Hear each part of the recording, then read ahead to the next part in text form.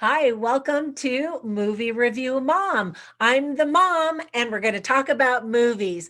Be sure and subscribe and ring that little bell, and it'll notify you every time I upload a new movie review, which has been daily, actually, because so many new movies are coming out, and I want to tell you about all of them. And be sure and comment down below, too. I love it when we get a good conversation going. Okay, so the movie that I'm reviewing today is called The Kid Detective. This movie is currently in some movie theaters and will be available on video demand soon. I don't have a date yet to give you, but soon. And that's one of the good things, I suppose you could say, about COVID is we don't have to wait too long once a movie goes to theaters and then it shifts over to video on demand, just because everybody's at home demanding videos. And so I'll keep you posted. You can also do a quick search, give it maybe a month or so, and then it should be available on various video on demand services. Anyway, let me tell you about this movie. It's rated R. It's an hour and 37 minutes. And the movie review mom grade I'm giving it is an A minus. I thought it was really intriguing, and I want you to check it out. Let me give you a quick nutshell overview. It's a quirky dramedy that blends dark humor, mystery, sadness, intrigue, crime, and profound insight.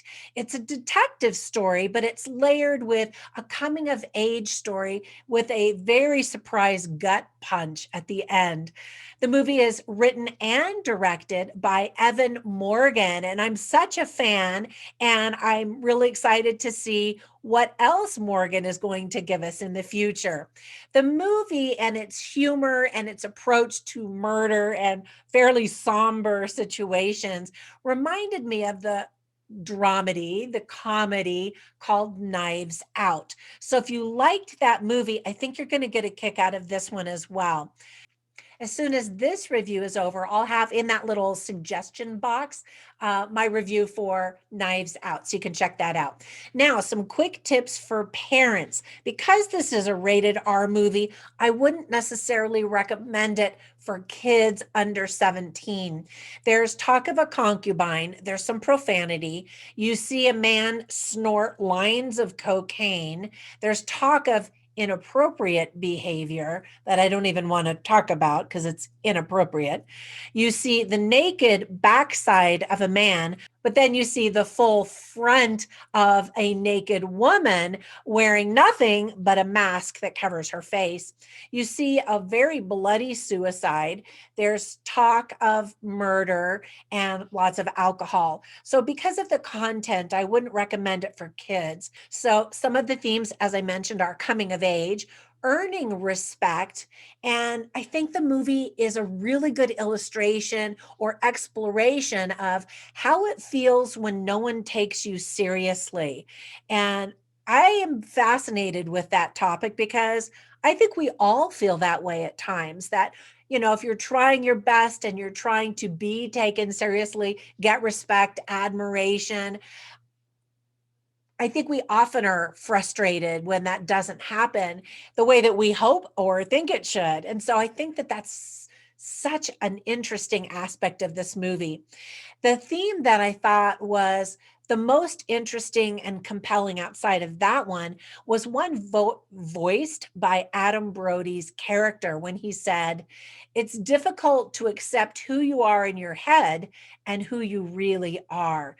And again, I think that that ties in with not being respected or not being taken seriously. So the story is about this young kid who was a kid detective. He solved crimes and people praised him and admired him, and he was like the town hero.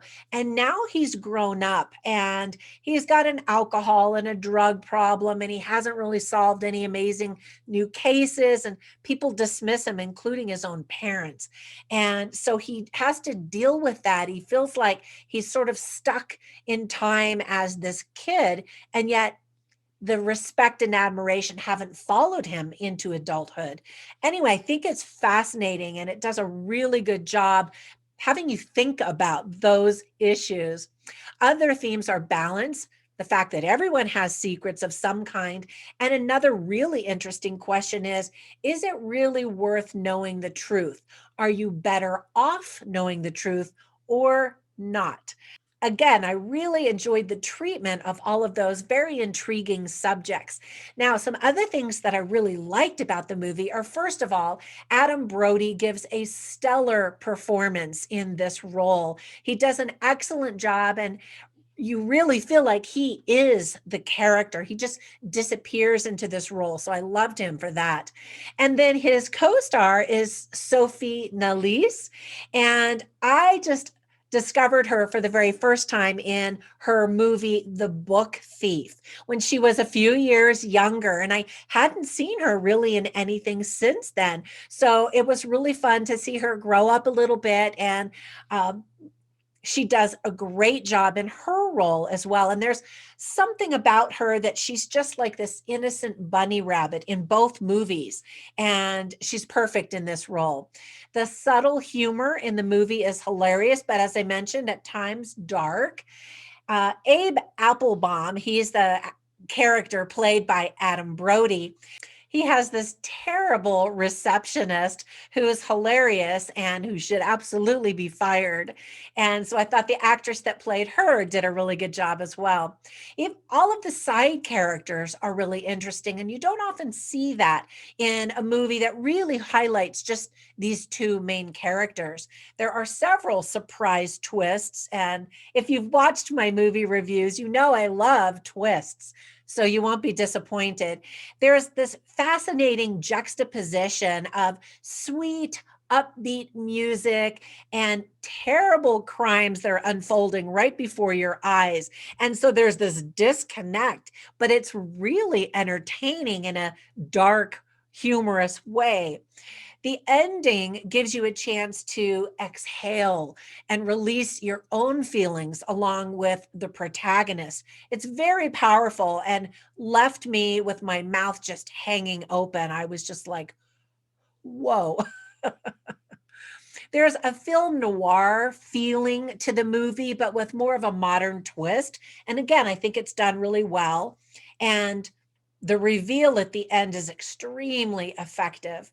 Now, there were some things I didn't like as much. First of all, the movie starts off very quickly, and then it kind of starts to drag as you try to figure out exactly what's going on in the story. A lot of times people mumble, and so you can't quite hear what they're saying, and yet you feel like what they're saying is important to the story. So that's kind of frustrating. And then, as I mentioned, the last 20 minutes of the movie are just jaw dropping, and it takes the movie in a different direction that you don't expect, leaving you utterly speechless. And I didn't mean to have that sound like that was in something I didn't like. That wasn't something I liked, but the fact that the tone of the movie really changes and you're like, whoa, that was unexpected. Now, there are lots of interesting lines, and I always write them down and include them on my written review at moviereviewmom.com. But I'll share a couple of them with you right now just because I think that they're interesting. One of them is spoken by Sophie Nélisse's character, and she says, "It won't feel real until I understand." And then later on, she says, "Isn't it better to know the truth?" After several things happened that were unexpected. And so again, there's that battle of how much truth do you really want to have? Now, as I mentioned before, the dark humor and the treatment of the subject matter reminded me of the movie Knives Out. So I highly recommend that. Click down below in the description and you can find that link quickly on Amazon to either buy or rent it. That supports my little channel and I really appreciate it. All right, that's it for today. I will catch you in the next one. Until then, bye for now.